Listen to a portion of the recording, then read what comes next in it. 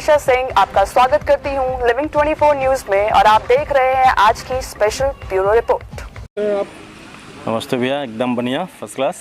सनी जी, आपका क्या हाल चाल है सर? बस बढ़िया है। सनी जी, क्या शूट हो रहा है यहाँ पर?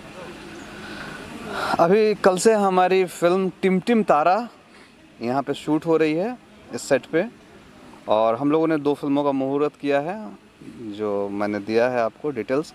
एक टिमटिम तारा और एक अठरंगी दुल्हनिया। तो भैया के सहयोग से, मनोज भैया के सहयोग से ये दोनों फिल्म की जा रही है, जिसमें टिमटिम तारा के सारे चीज़ों का डिज़ाइन भैया ने किया है, और दूसरे फिल्म जो है अठरंगी दुल्हनिया उसका निर्देशन डायरेक्शन भी भैया कर रहे हैं। फिलहाल जो फिल्म शूट हो रही है वो टिमटिम तारा है। क्या स्टार कास्ट है इसकी सनी जी? इसमें स्टार कास्ट में आपको जैसा कि शूट पे आप देख रहे हैं, पाकी हेगड़े जी हैं, आदित्य ओझा है, स्मिता जी हैं और तमाम कलाकार हैं जो जाने माने हैं और इंडस्ट्री से जुड़े हुए हैं। मनोज जी, जिस फिल्म को आप निर्देशित करने वाले हैं अठरंगी, उसके बारे में मुझे बताइए, कब से उसे शूट करेंगे? इसके बाद ही शूट होगा बैक टू बैक? जी। कलाकारों का चयन चल रहा है, क्या स्टेटस है इसका? अठरंगी दुल्हनिया हम अभी स्क्रिप्ट पे काम चल रही है और स्टार कास्ट अभी मैं कल मुंबई पहुंच करके उसका फाइनलाइजेशन शुरू हो जाएगा। स्क्रीन प्ले लगभग रेडी है और मोस्ट प्रोबेबली हम लोग छठ पूजा के बाद शूटिंग प्रारंभ करेंगे इसी लोकेशंस पे। जी, क्या स्टोरी लाइन है? सतरंगी मैंने सुना था, आप एक रंग आपने बढ़ा दिया, अठरंगी कर दिया है।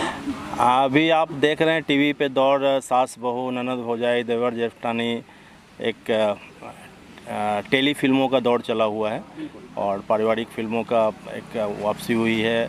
और चूँकि हमारे पास रिकवरी का माध्यम अभी थिएटर का सपोर्ट है नहीं, टीवी से ही हमने सारी जो भी इन्वेस्टमेंट है रिकवरी करनी है, तो टीवी को मद्देनज़र रख करके पारिवारिक और औरतों को पसंद आने वाली कहानी है।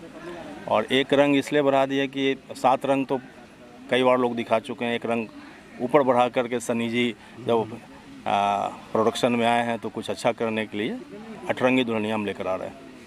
सोचिए, अठरंगी दुल्हनिया आप लेकर आ रहे हैं और रंगीन कपड़े सनी जी पहन के बैठे हैं।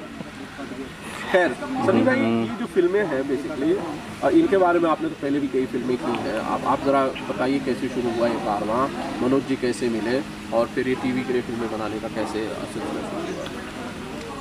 आप तो हमारे पुराने मित्र हैं और आपको पता है कि मैं थिएटर से, जो थिएटर है उसमें एज ए डिस्ट्रीब्यूटर भी बिहार झारखंड में कार्यरत रहा हूँ। फिल्में बहुत मैंने रिलीज़ की है। तो लॉकडाउन से पहले जो मैंने कुछ फिल्में बनाई थी, उस समय जब थिएटर और सिनेमा हॉल से कुछ रिकवरी आ रही थी, अब तो रिकवरी ना के बराबर हो गई है, बहुत कम हो गई है। तो वैसे में मुझे तलाश थी कि कुछ अच्छे प्लेटफॉर्म मिले। तो अभी इसके पहले जो मैंने फिल्म बनाई अवधेश जी को लेके, अवधेश जी और देव सिंह को लेके, मेरी परी, तो उसके मार्केटिंग के सिलसिले में हमारी मनोज भैया से मुलाकात हुई और इन्होंने उसको मुकाम दिया, उसको चैनल तक पहुंचाया और उससे मुझे प्रोत्साहन मिला और मुझे लगा कि इनके दिशा निर्देशन में बनाते हैं तो जो फिल्म मैं बनाऊंगा उसको मैं अच्छे चैनल तक, अच्छे चैनल के माध्यम से अपने दर्शकों तक पहुंचा सकता हूं। जी मनोज जी, लंबे समय बाद आप निर्देशन में आ रहे हैं। इससे पहले हालांकि सभी को पता है कि आपने फिल्म की थी 15-17 साल पहले। इस बीच में शायद आपने एक फिल्म और की है जिसके उस दिन मैं रेशेस देख रहा था आपकी ऑफिस में। कितने एक्साइटेड हैं सर आप इन प्रोजेक्ट्स को लेकर? एक्साइटमेंट हर प्रोजेक्ट के साथ बढ़ते जाता है। अभी आपने सही बोला, 18 साल बाद हमने करी है बोले चूड़ियाँ बोले कंगना, और काफ़ी अच्छी फिल्म बनी है, बहुत जल्द चैनल पे प्रदर्शित होने वाला वो भी।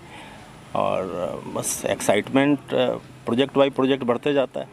सर, गाने का टेस्ट आपका बहुत बेहतरीन है, तो इस you, फिल्म के अंदर किस प्रकार के गाने होंगे, कौन गाएंगे, कुछ वो भी बताएंगे? गाने अपना जो म्यूज़िक डायरेक्टर हैं अमन श्लोक जी हैं इसमें, और गाने का ये लिरिक्स और उसके म्यूज़िक पे काम चल रही है। 2-3 आई थिंक 3 तारीख से हम लोग गाना शूट कर रहे हैं, कानू दा गाना कोरियोग्राफ करेंगे। तो गाने का टेस्ट जैसा कि आपने बोला, टचवुड, थैंक्स। और गाने पे भी हम लोग काफ़ी मेहनत कर रहे हैं। ये बहुत अच्छा सवाल दिलीप भाई ने हालांकि पूछा आपसे मनोज जी। मैं उस दिन जब देख रहा था आपकी उस फिल्म के रशेस, तो मुझे उसमें लगा कि जैसे बॉलीवुड के अंदर, हिंदी फिल्मों के अंदर राजश्री प्रोडक्शंस का जो टेस्ट होता है और जिस तरह का म्यूज़िक कॉम्बिनेशन और एलिमेंट्स होते हैं गानों में, उस तरह के कुछ लुक आपके गानों में मुझे कम से कम महसूस हुए। लोगों की अपनी क्या ओपिनियन है वो तो देखने के बाद बताएंगे। क्या म्यूज़िकली ये दो फिल्में भी उसी तरह की होंगी? बिल्कुल बिल्कुल, चूँकि गाना किसी भी कहानी का शोल होता है, खास करके हमारी भोजपुरी और हिंदी फिल्मों में तो एक गाना अगर हिट हो जाए तो पूरी पिक्चर हिट हो जाती है। और गाना कर्णप्रिय हो, लोग गुनगुनाना छोड़ दिया, लोग याद करना। अब एक फिल्म के बाद दूसरी फिल्म में गाना भूल जाते हैं। तो मैं कोशिश कर रहा हूँ कि बरसों तक लोग इस हमारी फिल्मों का गाना गुनगुनाएं, उनके लब पे हो और अच्छा गाना बने। सनी जी, गाने तो एल्बम के ज़्यादा चलते हैं, 50 मिलियन, 100 मिलियन, 40 मिलियन। आपके मित्र ओझा साहब कह रहे हैं कि फिल्मों के गाने 10 साल लोग सुने हैं। संभव लगता है? बिल्कुल बिल्कुल संभव है, और इतिहास गवाह है कि इस चीज़ के लिए जब भी फिल्मों के भी गाने आए हैं जो 10 साल के, अब मुझे लगता है कि आज के समय में 30 साल 35 साल पुराने गाने भी लोग गुनगुनाते हैं और उसका टेस्ट होता है। और मेरी जो फिल्में हैं, जो पारिवारिक टाइप की फिल्में मैं बनाना शुरू किया हूं, और एक्चुअली मैं विश्वास रखता हूं कि हमें भोजपुरी को एक माटी के सुगंध से पहचाना जाता है। तो हम कितना भी उसमें मॉडर्न कल्चर डालने की कोशिश करेंगे और ये करेंगे तो कहाँ कुछ समय तक वो गाने चल जाते हैं, लेकिन साल भर के बाद वो गाने आपको नहीं सुनने को मिलते हैं जो एल्बम वाले हैं। और कुछ एल्बम होते हैं जो हिट हो जाते हैं, तो कुछ फिल्में भी होती है जिसके गाने हिट रहते हैं।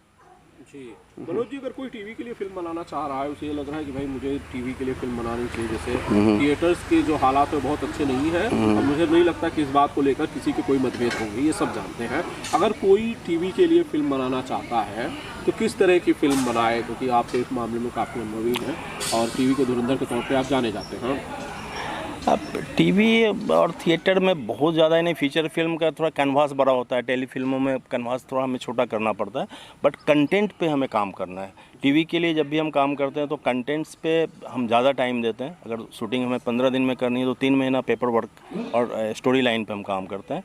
और चूँकि टीवी पे महिलाएँ ज़्यादा, व्यूअर्स महिलाओं की ज़्यादा है, तो उनकी टेस्ट को ध्यान में रख कर के स्टोरी की डेवलपमेंट हम करते हैं। तो ये जो आप फिल्म करने जा रहे हैं 18वीं, वो भी इसी जॉनर? जी जी बिल्कुल बिल्कुल। मनोज जी, जब आप निर्देशक होते हैं तो कई सारे निर्देशकों की जो जोड़ियाँ होती हैं वो कई सारे एक्टर्स के साथ है जो लगातार उन्हीं के साथ काम करते हैं। मैं किसी का नाम नहीं लेना चाहता हूँ। आपके साथ भी ऐसा कुछ है कि कोई पर्टिकुलर आर्टिस्ट है जिसको आपको लगता है कि उनके साथ ही आप काम करेंगे या उनके साथ ज़्यादा कंफर्टेबल है? दूसरे शब्दों में नहीं, स्टोरी की जैसे भी डिमांड होगी हम उस हिसाब से कैरेक्टराइजेशन करेंगे। आपको हर पिक्चर में कुछ ना कुछ डिफरेंस मिलेगा। जैसे अगर आप इसमें टिम तारा में आदित्य को देख रहे हैं तो अठरंगी में गोलू जी हैं। ऑलरेडी उन स्टोरी और कहानी चर्चा उनके साथ हो चुकी है, सिर्फ साइन करना बाकी है। बोले चूड़ियाँ में प्रिंस हैं।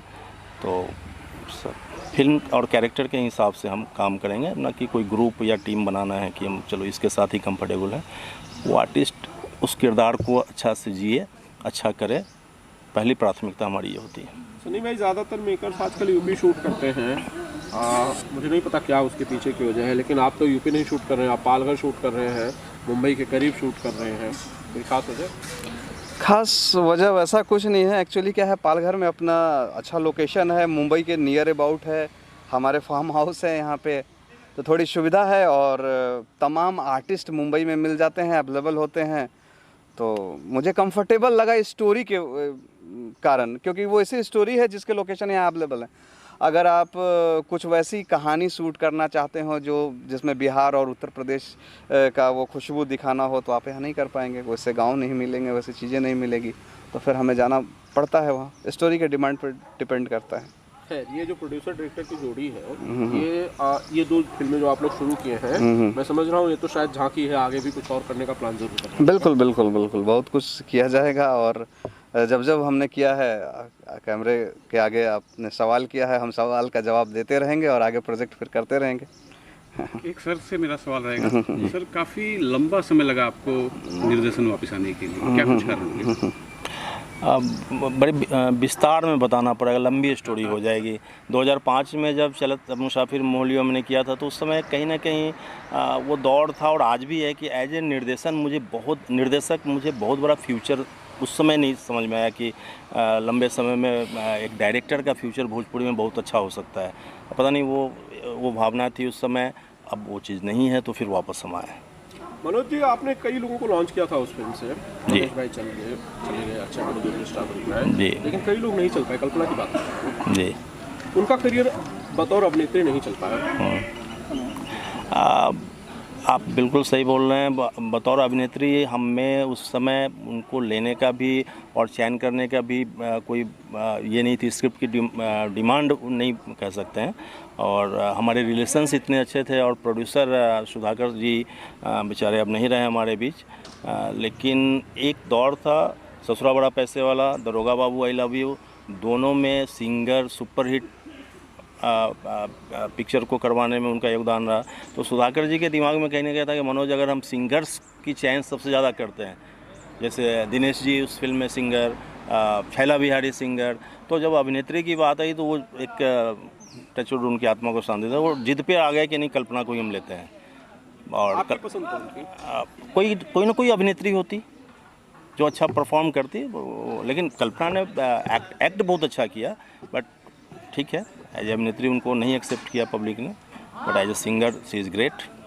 मनोज जी, फीमेल एक्ट्रेसेस जब भी फीमेल सिंगर्स जब भी एक्ट्रेस बनना की कोशिश करते हैं भोजपुरी सिनेमा में, वो नहीं चल पाती हैं, उन्हें लोग एक्सेप्ट नहीं करते। लेकिन इसका उल्टा है मेल सिंगर्स के बारे में, मेल सिंगर्स ही चलते हैं। तो ये इतना बड़ा भेदभाव और गैप क्यों है?